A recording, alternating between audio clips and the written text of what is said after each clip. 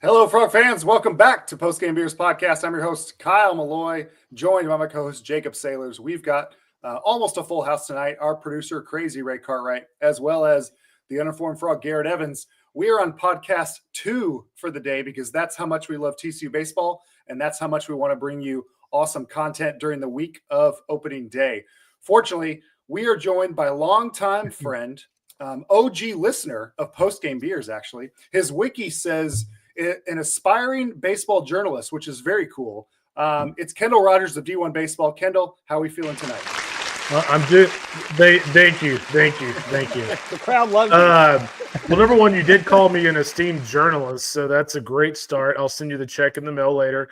But you know what? It's hard to follow up Los on the interview trail. Like the guy's this sounds like really obvious here, but he's California cool. And I'm much more likely to say something that'll make somebody really mad or offend someone. So here we go. Well, that's put any more pressure on you. But last week we had your newest employee, Jack DeLongchamps, on. Oh, Jack's the best. He's one of those guys that, when you think about college baseball, you think about the guys that have a passion for this sport. He's a guy that, every player knows who he is. He's an awesome guy, ultra funny. And the best part of it, he's like the best dude you'll ever meet. So to say that we at D1 Baseball are excited to have him a part of this roadshow. I'm sure he'll be at Lupton, especially if there are post-game beers involved. Yes, sir. I'm sure he will be at Lupton at some point this spring. If not, I'll make him. We're trying to get him on out the ground. Okay, let's do it. Pretty awesome. It was great to have him on and just kind of hear about his, obviously, escalation with college baseball, his contributions to D1. We can talk about that a little later, but let's talk about D1 for a second, outside of Jack. But not only has it escalated in popularity, I mean, it's at this point, I mean, you guys have, did I see you have 13 writers that are full-time with D1 today? And so we're grateful for that coverage, even if you decide, hey, I'm only going to visit Lupton every 3 or 4 years. That's fine.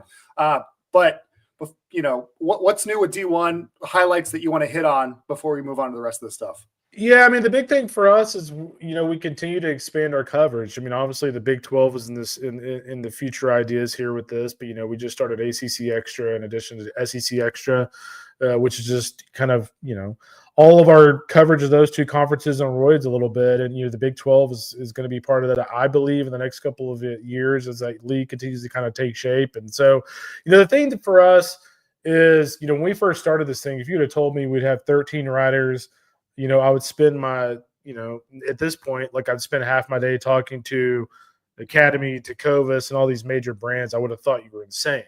Now we've kind of built this into something incredibly special. And so, it's going to be a great season. We just, unleashed a new website, which I think people really enjoy. If you went on our previous site, it was great, but there were times where it would slow down a little bit. This one is incredibly fast. Our tech team at Integrative did an awesome job, and here we go. So it should be a really fun season, and we'll see who's hoisting the trophy at the end of the year. How much pride do you take in the fact that D1's kind of the go-to news source for college baseball? A ton, man. I'll be honest with you.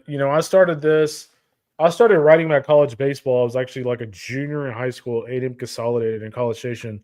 And I noticed literally no one was covering Big 12 baseball. Yeah. So, literally just hanging out in an office in my parents' house when I was out in high school, some people on a Saturday night in high school were doing some, sketchy, probably, quote unquote, fun things. I was sitting at home, literally. I don't know if you guys might be too young to remember this, but Microsoft Front Page, the program, you literally could build a website and you would have to literally upload it to an FTP every time you updated the page. I would sit there all night long and just blog about the Big 12 and then upload that damn thing to an FTP. And so to go from that to something I was essentially making very little to no money at, to building what we built at D1, I've got a ton of pride personally. And the other thing, I've got a ton of pride in the people that we have a part of it. KP, I mean, I could go on for 2 hours about how great KP is, but Aaron Fitt, I've always, when he was at BA and he was a competitor, always had a great deal of respect for him, and kind of like Jack and other people we talk about, as good of a writer as he is, he's an even better person. And so I think the key, I mean, whether it's D1 baseball guys or your podcast or a business, because I always like to compare all of these things together because we're all doing what we love. I think it's important to have people who are knowledgeable, but also like people who are just badass people like that. Yeah. That really helps you build something special. And I think we've done that for college baseball. Do I think we're perfect? Do I think we have room where we could be better? Do we have room for growth? Yes, and yes. But I think we're in a really good spot.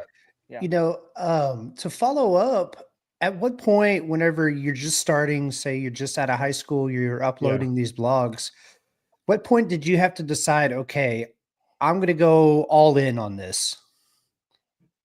I decided. So Rivals came to me in like 2002. It was like, we want you to start a national college baseball site.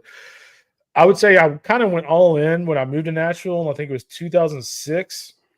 I was actually still a senior at A&M, or in 2005 when I accepted this job, and I had like literally 2 classes left to graduate, and like my parents were like, "What the hell are you doing? Like why would you take this full-time job, move to Nashville when you have 2 classes left?" So I actually finished my last 2 classes at college at Middle Tennessee State University because like I wanted to get going. Like I was already doing my full-time job when I was like a sophomore at A&M, and so. I finished my last 2 classes there, and once I moved to Nashville, really got immersed in that sport media culture. That's where things really kind of took off. And I think I was at Yahoo for 6-7 years. And back when the economy crashed, and I think they laid off like 75,000 people. Apparently, college baseball was not on the important list, and so I was a free agent for about 2 days until Perfect Game called me. I honestly love my time at Perfect Game. I think I was there for 2 years. But then KP and I, we sat as I've seen you guys at the Hilton Omaha. We were at the College World Series, and KP and I pulled up a chair at the bar at the Hilton Omaha, and he goes, "Hey, what would you say if I, paid you X and we all just created the one-stop shop for college baseball and D1 baseball?" I go, "The first thing I'd say is he's lost your damn mind. This thing has no chance to like make really good money." And boy, was I wrong about that. And boy, am I glad I was wrong. That's awesome. So you're like every aspiring country artist ever. You just went to Nashville on a whim. The only thing I haven't written about is trucks or a girl breaking my heart. Enough about D1. We can fluff you up all interview, but I think thank you. That's really good. I mean, that's a hell of a marketing pitch there. Hey, feel free to clip this and use it for advertisement for later. All right. Did Brandon at Chinook pitch all up to that? Because Chinook is a proud partner. Speaking of people that we deal with, Chinook is a proud partner, and Brandon. Speaking of just like salt of the earth people in our sport, Brandon Beaverson. I was going to ask what your favorite sunflower seeds are. Oh, Hatch chili, bro. You got to go with the Hatch chili. Yeah, I will die on that hill. 10% off using the code LDC. D1's obviously a partner as well, and it was awesome because Jacob just kind of reached out, and within a minute he was like, "Yeah, sure, let's partner up and figure it out." So we really appreciate their partnership. So they're fantastic, and their seeds, by the way, don't make your gums feel like they're eating away. So that's a positive. Nice. So the last few times we've had you on, it's been a couple years in a row now, which we really appreciate. It's a good refresher to kind of learn maybe some changes that are going on with college baseball as a whole. So legislative wise, last year we dove into NIL a little bit, increased roster limits, but for the 2025 season, and then I guess moving forward, what are some things that we should know about? Yeah, I think the biggest thing that we need to know about is, just the scholarship situation and roster situation. Moving forward, starting next fall, you will have to be at 34 players on opening day. And that's going to be a swift change because when you look at the situation right now, we're still sitting at a 40-man roster. I mean, the good news is we've been at a 35-man roster before in the past. The difference is we hadn't been at a 38 cap before. There were teams that were ending the fall with 52 players, and on opening day they had 35. So that is the one big difference. I think the other thing is get ready for 34 full scholarships in college baseball. Yeah. And I've talked to Coach Sarlus about this many times. I've talked to different Big 12 coaches about this. It seemed like the Big 12 about, 3 or 4 months ago, it seemed like the Big 12 was in a spot where they were actually not going to be ultra aggressive on the scholarship cap. Well, what's happened is is as time has gone on, these schools are going, okay, TCU's in a great spot because they don't have 30 sports like the Big Ten schools. But what these schools as a whole have started to say is, okay, you know what? Again, I'm not like disrespecting the other sport. Actually, I'll just say sport X so I don't offend somebody. But like small minor sport X, right? Programs or athlete departments moving forward, they're going to put minimal funds into those programs because what they're going to do is if you're at TCU or you're at you're at Arizona State, you're going to focus on the top 7 sports that can A, win, B, you get your best return on investment. And what I mean by that is not only winning on the field, but also, what's better for TCU, winning in a minor sport that is never on television or winning big in college baseball. It's winning big in college baseball. So what you're going to see is these schools take about 6-7 sports and just kind of go all in. And you kind of saw that last week with your new Big 12 brethren in Arizona State. Mike Rooney kind of broke it on his podcast with Graham Rossini, the AD at Arizona State. Arizona State, like they're pushing all their chips in on baseball. Obviously, great tradition, but they're going to 34 full scholarships. They're throwing the kitchen sink at facilities renovations. And so guess what? If Arizona State's going to do that, guess what TCU's going to do? Guess what Oklahoma State's going to do?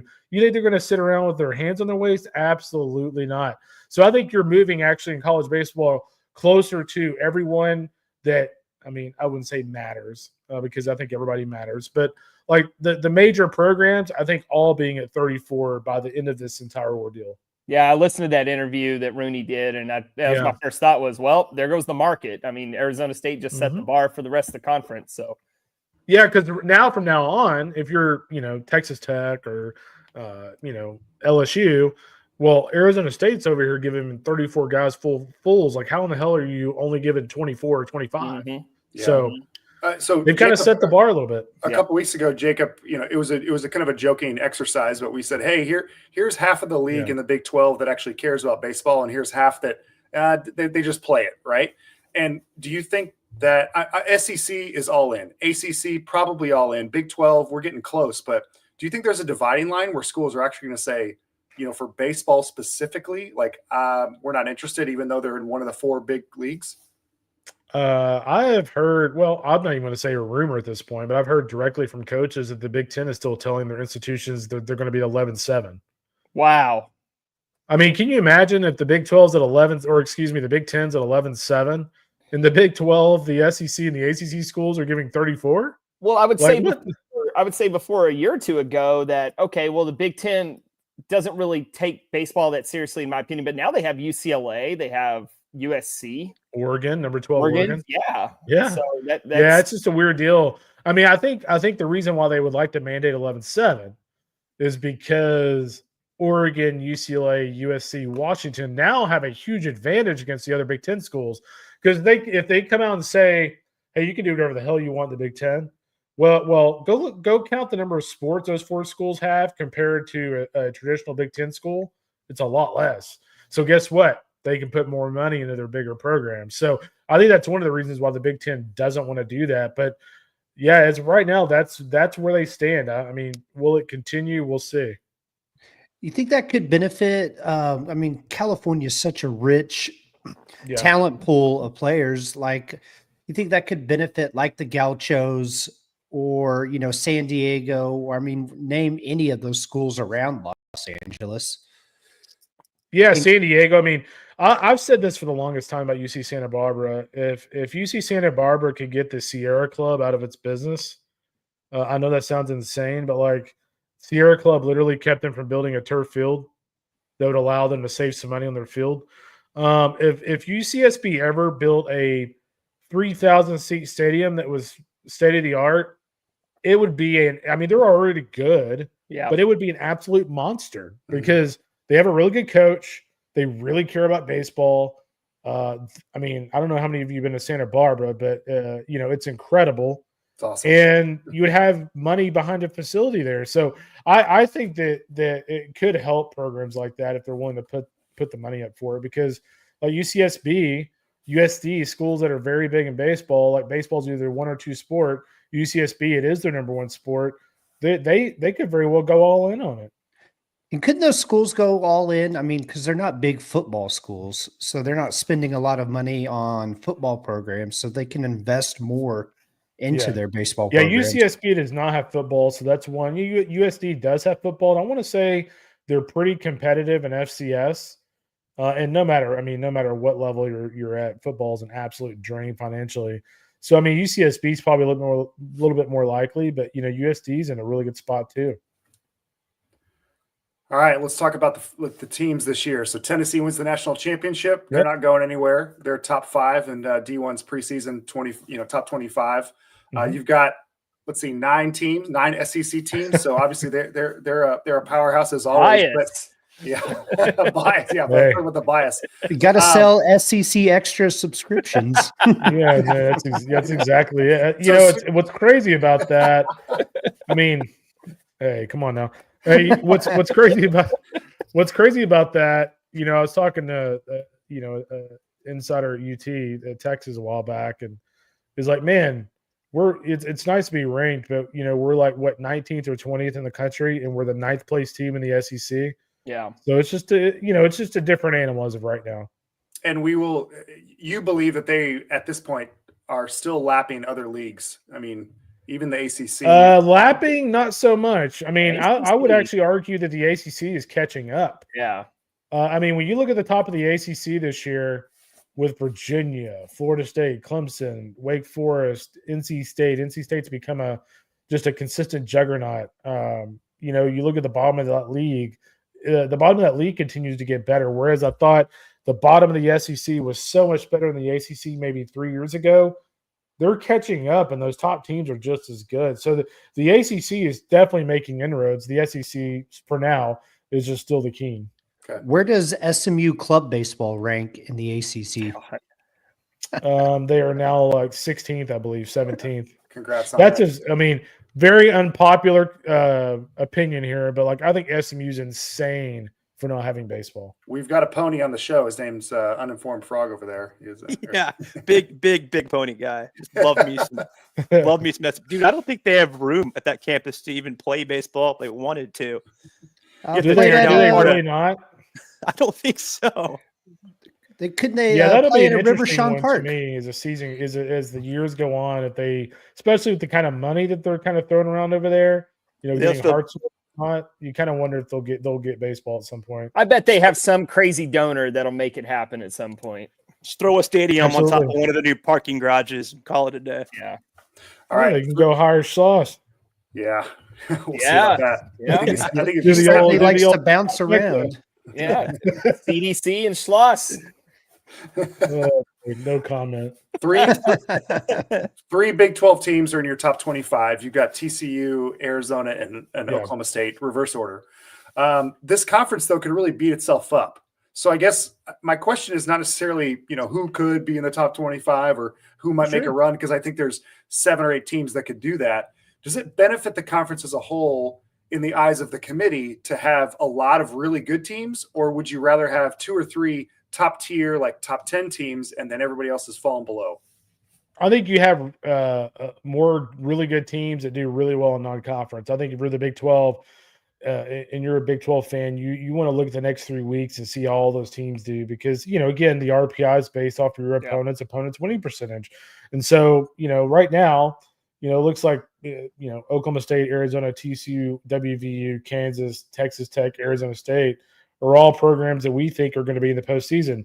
Well, if you're those programs, you're hoping all those bottom teams win in non-conference as well, because you know what that does? It does the same thing the SEC's been able to – I wouldn't say they're manipulating it because they're really good teams, but to some degree they have manipulated it, is if all those bottom tier teams win their non-conference games, well, your margin for error in conference play is very small or very large. I mean, like you can afford to lose a series here and there, and it doesn't just torpedo your RPI. So in essence, you want every team in your conference to do really well in non-conference, including Texas Tech guys. You talk about the committee. How big is it for TCU to hire Mike Buddy as their new AD? Yeah, I thought that was a really good hire. Buddy was actually in the mix for the A&M AD job. They ended up going Trev Alberts there, but he interviewed for that AD job, and I would argue that he's Promise I wouldn't offend anybody, but he's probably the most competent committee chairman that I can remember in recent memory, in terms of just, whenever they made decisions on selection day, like he was able to very in depth explain why they did what they did. And so I've always been a fan of him. Kyle Peterson played with him in pro ball, as one of his really good friends, and I've always had a great relationship with Mike. So I think it's actually a really good hire from a baseball perspective. Yeah, speaking of the committee, I don't remember who was on it last year, but we are not fans of them very much. So Kansas State. Yeah. I wasn't going to bring that up. But, no, okay. well, here's the thing. Like, in all honesty, like, my first thought was, don't get swept by Cincinnati. Like, it's something like that. I wasn't going to just cry committee. We put ourselves on the bubble. You know what I'm saying? So when you put yourself on the bubble, then things can happen. But were you surprised that we got left out? I don't really remember what your opinion was. Yeah, just a little bit. I mean, I was kind of like you guys. Like, TCU had kind of made its own bed a little bit. But I always held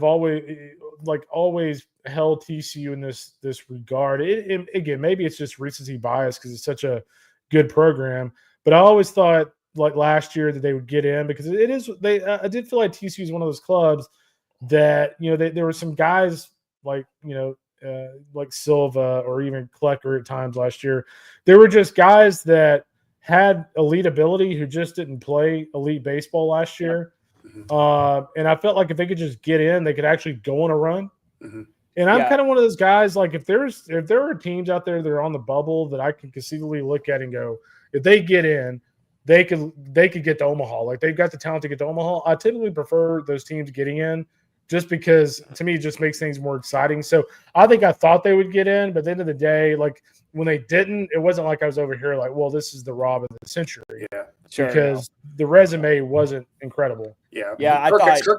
Kirk actually said it perfectly after Jacob's question earlier today, not to rehash the whole interview, but he said, the previous year in 2023, they went on a run towards the end of the season. Last year, they were hot at the beginning of the season and then tailed off. And so it's kind of timing too, Yeah, you know what it was? It was the ghost of that year. Remember that year that when Schloss was still there? And, like, let's be very honest, like, TCU had zero business being in the postseason. It was when Del Conte was the committee, was on the committee. Yeah. And it was like, wait, how the hell did TCU get in the postseason? Yeah, we were surprised that year too. Yeah, the only time I'd been more surprised of somebody getting in was when Oklahoma and Sonny Galloway literally packed their bags up for the year, and then they made the NCAA tournament. God, that's funny. I'm dead serious. They, like, sent all the players home because they thought there was zero shot they were getting in. And they got in on selection Monday.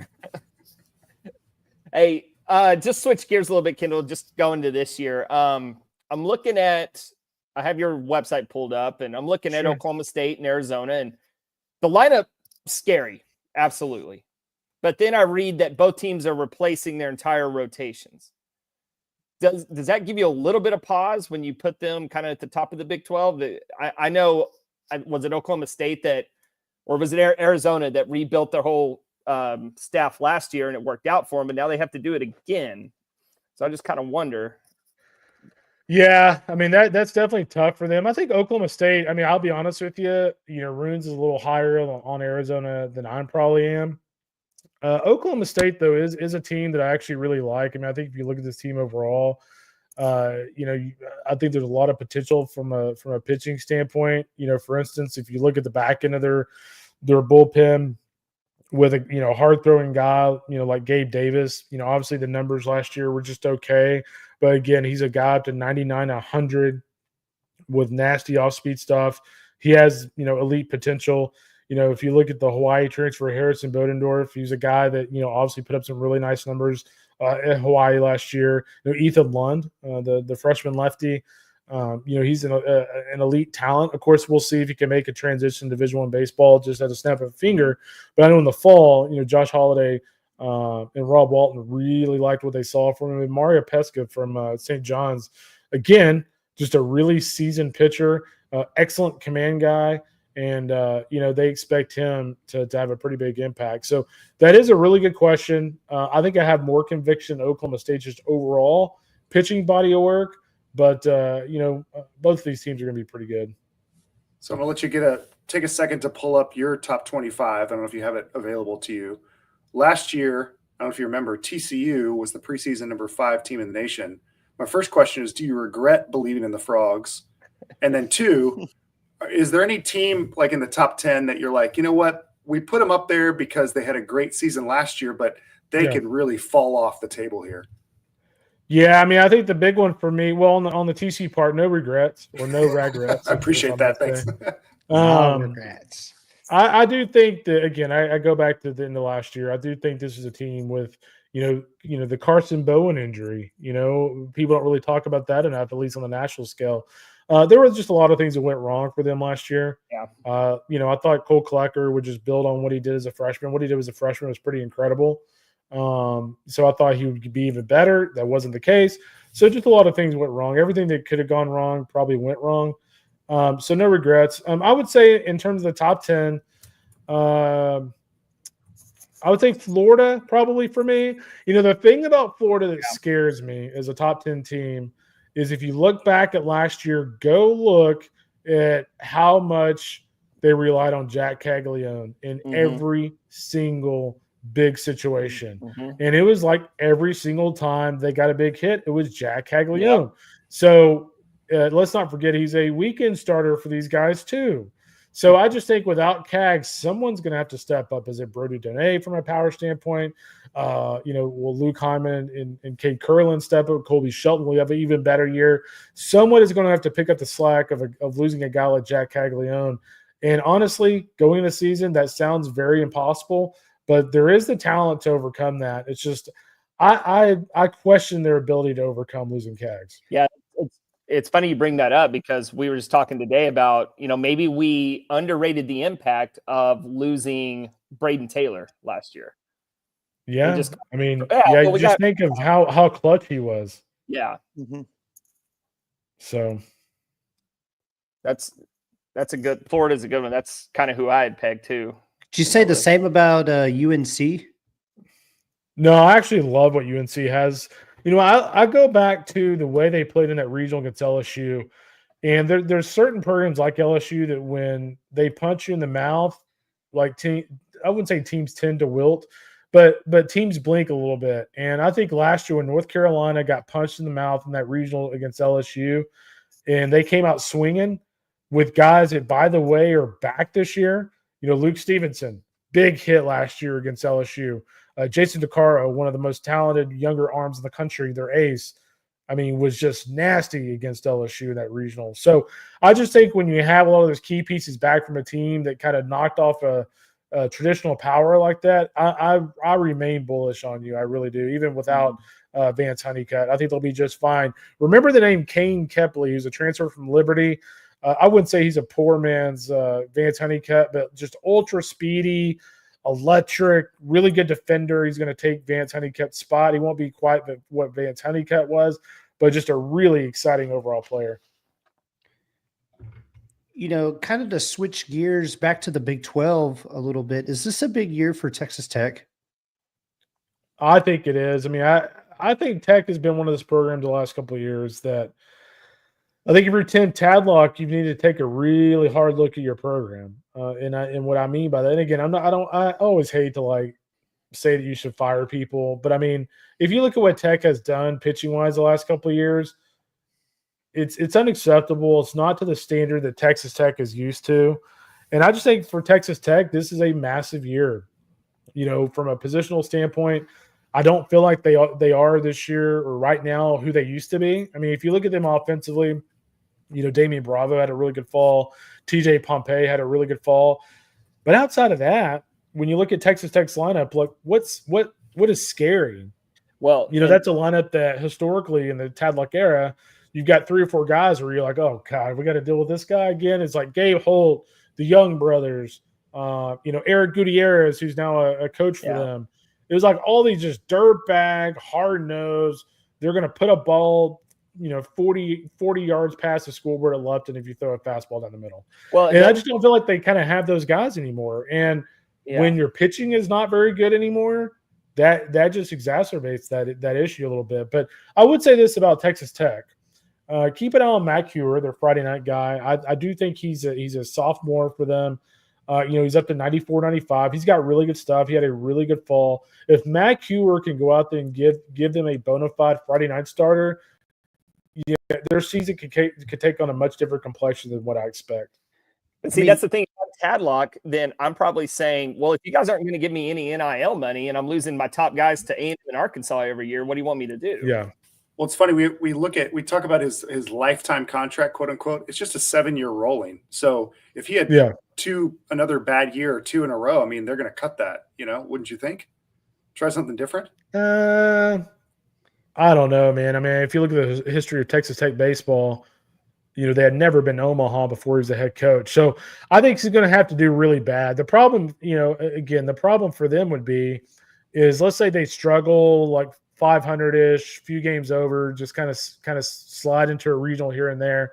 The problem for Texas Tech is if they do that, he's built up so much cachet there that it's like we can't pull the plug on this guy.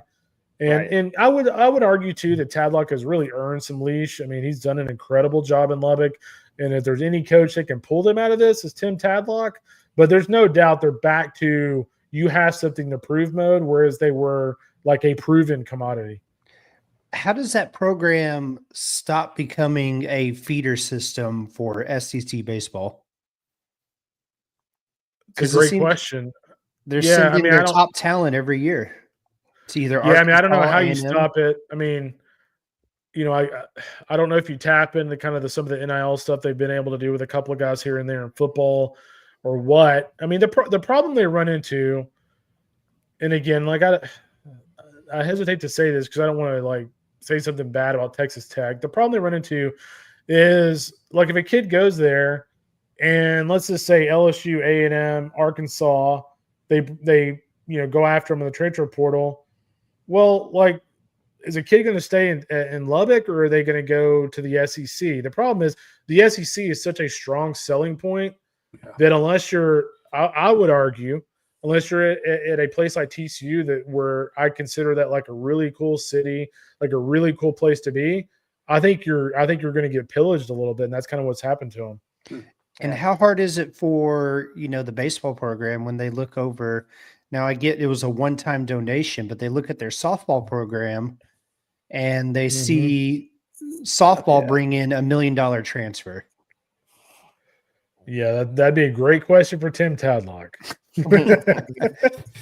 We're asking the man that can ask Tim Tadlock these kind of questions. I mean, obviously, I can't imagine it sits great when Gavin Cash just left your program to go to pull off the trifecta. He's got he started Texas Tech, and Texas A&M, so the rivalry trifecta, I guess. So staying in state real quick. Last year we had you on, and you had some pretty loud alarm bells about the Baylor program. And now I'm listening to you guys this year, and there's some guys on your team that are kind of high on Baylor because they're bringing everybody back. And then my question would be, but they're bringing everybody back. So where are you at with Baylor? I'm not one of those people. Like other than like Enzo Apodaca, like I'm not very high on Baylor. I think Joe Healy picked them to had the biggest improvement. I think Runes is kind of a board. I'm not. I just think when you look at their personnel versus some of the other Big 12 teams, I don't see where the pathway is for them to make take a huge step forward. We talked about Texas Tech NIL wise, guys. Think about the tough spot that Mitch Thompson's in at Baylor. They don't have the NIL money that anybody. I mean, hell, I would say they're not even close to TCU. Not even in the same area code as TCU with baseball NIL. And you've got to deal with TCU 60 miles up the road. You've got Texas now in the SEC down 35 to your south. You've got A&M, the number one team in the country right now. You've got LSU across the border. Arkansas has the border scholarship. That's Baylor is a really, really difficult job. Not to mention Texas State. Texas State is a perennial postseason team now, and San Marcos is a pretty attractive place, I would say. Or DBU. If we're going to stay private. Yeah. It was actually a very I thought I was going to be really bored by your stock report game pod, Kendall, not going to lie. I thought I was going to be bored too, and I did it. But I actually really enjoyed it because you're talking about teams. Again, the point of the game is to pick who's going to make the most improvement. It's kind of a draft type system. You can go back and forth, and Baylor was part of that. I'm like, well, yeah, of course I picked Baylor because they absolutely sucked last year. Notice I did pick the Frogs. Yes, you did. Yeah, you did. Appreciate that. That was good value. Is a pity pick, but thank you. When you look at let's go ahead, Kyle. So when you look at our schedule, we miss Oklahoma State this year. But is there anybody on TCU schedule you think could surprise us? Maybe like a UCF or a Kansas? Is there anybody you think we should watch out for? Yeah, I mean, so just kind of going down the schedule here. I mean, I actually really like the non-conference slate. If you're looking for RPI points, obviously playing Arkansas is going to help. If you look at San Diego, by the way, great road trip if you can make it this weekend. San Diego, is the WCC favorite. Southern Miss is picked to finish second in the Sun Belt, and then Fresno State is the Mountain West favorite. So just again, those are all teams that are going to rack up a lot of W's, which is typically very good news for your RPI. But in conference, I would say the team to kind of keep an eye out for me would be Kansas. They were definitely not. I mean, they were definitely not near as kind of iffy as the record might have suggested last year. I think we talk about the transfer portal. I think Dan Fitzgerald's done a tremendous job with the transfer portal and finding the right pieces for their program. Don Vagoli at the front end of the rotation is the preseason Big 12 pitcher of the year. So the Jayhawks are one of those teams that will be very difficult. Thankfully, you do have them in Fort Worth because if it was at Lawrence, even though it's April 12th in Lawrence, it could be snowing. Yeah, we learned that lesson last year. That was our first conference series, and we started. Hoagland Ballpark's a little chilly, buddy. Yeah. So Kansas is unique to me because I mentioned Oklahoma State and Arizona. They can mash. Questions about their pitching. Kansas is kind of the opposite. They might have the best pitching in the conference or at least at the top end. But then you look at the lineup and it's like, are they going to be able to hit enough? So it's going to be interesting to see kind of which balance of personnel pays off. There's no question. The only bad thing about a program like Kansas is, the margin for error is very small. If Vagoli doesn't have the year that, we think he's going to have. Yeah. I mean, they could go from a 36 win team to, barely 500. So they got this guy that we hate but love to watch, Lenny Ashby, and one of our guys, Martin, has referred to him as one of those. He looks like a small Pringles can. So if you ever say that in one of your articles, I'll buy $50 of Chinook Seedery under the D1 account, the D1 promo code. You're not a Lenny Ashby fan, huh? He killed us last year. Yeah, he's fun. As long as he's not beating us. He's awesome. Yeah. Well, the good news is for you guys is Lenny is at the D2 level now, so you're fine. Oh, missed that. He was one of those guys. He was one of those guys that tried to get another year of eligibility and was denied. Oh, okay. So sad. So Kendall, so we've talked about Kansas with their pitching, Oklahoma State, Arizona with their hitting. I look at TCU and trying to be as unbiased as possible. I think we have not only great talent, but also the most balanced of any team in the conference. What's your assessment of TCU? Yeah, I would say so. I mean, the thing that's really cool about TCU is, obviously, Klecker is back. Cademan Parker is a guy that I think is going to take a step forward. I'm really excited to see Bennett Belt in the weekend rotation. The other guy for me, Tommy Lepore, the Wichita State transfer, can the Frost kind of hit the gold mine with yet another Wichita State guy. But, I was talking to Lois in the fall about him, and it was just kind of like, hey, like if this guy can go out there and consistently throw strikes, like he's got as much potential as anybody we've ever had in this program. Like his arm strength, his arm ability is that good. So I just think when you look at those pieces, Braden Sloan, Trevor Baumler, it was a freshman that had a really good fall that I know Lois was really high on.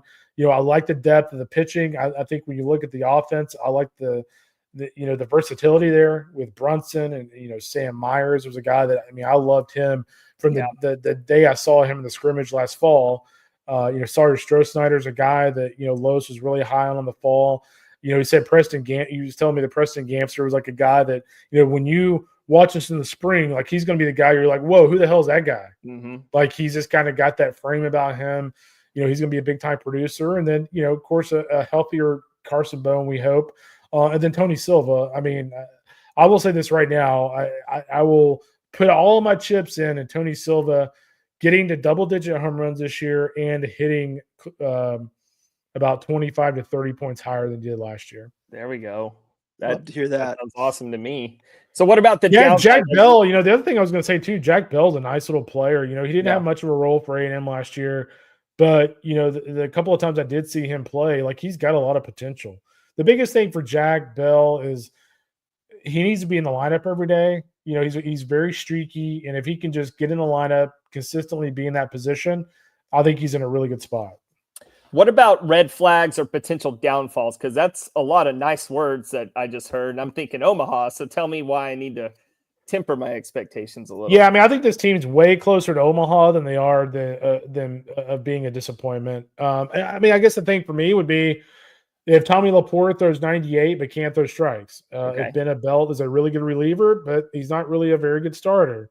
Or, you know, with Cole Klecker back, you know, is Klecker continue struggling, or is he back to being the guy he used to be? So, I mean, I think for me, frankly, with this team, I think a lot of things are going to have to go wrong for them to miss the postseason. I think if just half the things go right, I think they're an Omaha caliber team. Okay, good. When you look at this TCU team, do you think it's a veteran team or a young team? That's a great question. I would say veteran. I mean, I think anytime you have a fourth-year junior as one of your starting pitchers, you've got, you know, a Belt. The way I classify experience isn't necessarily by class; it's by positions they've been in. Klecker, super regional. Ben Abelt, super regional. Braden Sloan was on a super regional team. Tony Silva on a super regional team. Carson Bowen on a super regional team. So I like the guys on this team that have been in pressure-packed situations, and this club has that. Because I look at this freshman class they brought in, and it's probably one of the most talented freshman class they've ever brought in. Yeah, I mean, we didn't even talk about Noah Franco. I mean, no, that's a big one. I mean, dude's insane. And that's a guy that, like, right now, like, they're not even sure he's going to start. And I mean, he could be very well be one of the best top 3 or 4 freshmen in the country. So I think the really interesting thing for me, and you guys might be able to answer this based on practices, the really interesting thing to me was when I was talking to Lois in the fall about Noah, it was like, okay, like, do we want to utilize him more as a hitter? Do we want to actually pitch him a little bit? Because I want to say he was up to 95, 96 in the fall on the mound. So I'll be interested to see just how TCU utilizes him overall. So Kurt said he'll get some innings this weekend. Perfect. Outstanding. So that means he's progressing very well on the mound. Yeah, but look at Peyton Tolley. You know, I think we all expected him to come in after his time at Wichita State and just be, you know, a starter, you know, pitching in the rotation, and then hit in every game, and that just wasn't the case. You know, he really had to. The first part was. That's what I'm saying. He kind of had to focus on the pitching piece because he was not able to be successful in the DH or first base role. You know, so it's just tough to do both. Yeah. It's tough to do both. I mean, let's be honest. I mean, Peyton was dealing with a lot last year. I mean, frankly, that dude's a hell of a lot tougher than ever could be. Like, I can't imagine going out there and pitching in a Friday night, considering what he was kind of going through internally. Sure. But I would argue, I mean, you to some degree are definitely correct. It's really hard for a big leaguer to do it, much less a kid in college baseball to, you know, go to class 5 days a week and then train for both positions. That's a lot of work. And it takes a lot of, you know, it takes a lot of, you know, a lot of maturity to be able to handle that. A lot of movement with the conferences, right? You've got UCLA, USC, Oregon moving over to the Big Ten. You've got Texas and A&M going to the SEC. Obviously, we've got some fun teams coming in from Arizona into the Big 12. Is there 1 or 2 conference series that you're like, I cannot wait for these new conference series to happen? Well, A&M versus Texas ought to be a little interesting this year. I'd say A&M and Texas. I mean, Texas has LSU at home this year. I think, Arizona State and Arizona are fascinating to me. I think they, we talk about hitting the gold mine. I thought Arizona State really hit the gold mine by getting invited to the Big 12. I think those are 2 programs that really, really care about baseball. They can actually get really good fan support. They were just kind of stuck in a league that didn't give a crap about baseball for the most part from a fan standpoint. So I think that'll be great for the Big 12. And I think Arizona State's one of those programs that, even if you're a TCU fan who doesn't know a lot about ASU, when you see that interlocking AS, you're like, okay, I'm going to watch this series. And so I love that. And of course, the Big 10. Oregon is the school I think is going to benefit the most. I think Oregon going to the Big 10, number 12 in the country. I saw them in the Super last year in College Station. A lot of guys back from that team. They were really good. And I think they're going to be very good this year. Can we stay in Oregon a little bit and go to their rival? I think this is the first time I can ever remember seeing a truly independent school. Yeah, you have to go back to the old Ron Frazier days of Miami or something like that. But yeah, it is a fascinating deal. I mean, if you go look at their homes, their home versus away schedule, like a vast majority of their games are away from home. And so it's very weird as a perennial power like Oregon State to be in that position. But again, they're going to be a really good team. Trent Carraway's back. He's one of the top players in the country. Gavin Turley, one of the top players in the country. Nelson Kelho at the front end of the rotation is really good. And so I think Oregon State is a rare commodity that, it doesn't matter what league they're in or if they're in any league at all, they're going to continue to be really good. Kendall, one last question from me about Arizona and Arizona State, and I'll just focus on them primarily. Is it tough to project how well they're going to do switching conferences? Because, yes, they were – Arizona especially, they won the league last year. Yeah. They won the tournament, but that was in the Pac. Okay, whatever you want to say about the Pac. So now they're coming to the Big 12. Do you think it'll be real easy for them in Arizona State to just jump right into the top of the conference? Well, I mean, the fact of the matter is Arizona State wasn't in the top half of the conference in the Pac-12 in the last 3 or 4 years. So I think it will be tough for them. I do actually like their front-end talent. If you look at Arizona State's, lineup and even a couple of their arms in the mound, their talent level under Willie Bloomquist is definitely improving. But there's no doubt they need to win this year, and it won't be easy in that conference. Arizona, I feel a little bit better about. They've historically done pretty well in non-conference. I don't think it'll be much of an adjustment for them, but I think the biggest thing will just be, how do they handle the road schedules? TCU is at this point is used to it to some degree, but I haven't looked at Arizona ASU's conference schedules, but my guess at some point they're going to West Virginia or they're going to UCF. And how do you handle quick turnarounds as a program, week in and week out? That would be the only thing that would be different for me overall than what they dealt with before. That was my question, my last question, but I do have to note, Martin texted me and said I did not miss the Ashby note to D2 in my preview. So that's our fault. Martin did talk about that when we talked about Kansas. So yeah, it's kind of funny. And I won't say the coach, but actually I had one of their coaches, their assistants, reach out to me a couple of weeks ago because when Alberto Osuna got the waiver from Tampa to go to Tennessee, he texted me and was like, hey, how the hell did this happen? We tried to keep Lenny Ashby and we couldn't get it done. So yeah, that's how I found out Ashby was no longer in Kansas. I actually thought he was still there until about a month ago. Yeah. All right. Staying out with one of the new schools coming in, Utah, they're investing a lot of money into building that new stadium out there, actually having a stadium on campus, I should say. But reading their fall report, I love y'all's fall reports. Is it ever a good sign whenever it's 3 catchers listed first? That's how you open the fall report. Well, Utah is one of those places, man. I would never want to be a pitcher at Utah. Man, that's just elevation. There's wind blowing from west to east. That's a tough place to play, man.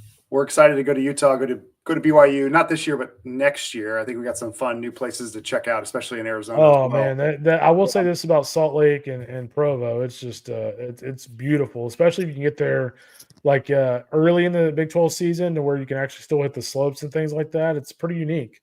So we were bouncing back and forth as a kind of our text thread today, Kendall. Obviously, with your new a partnership with Jack.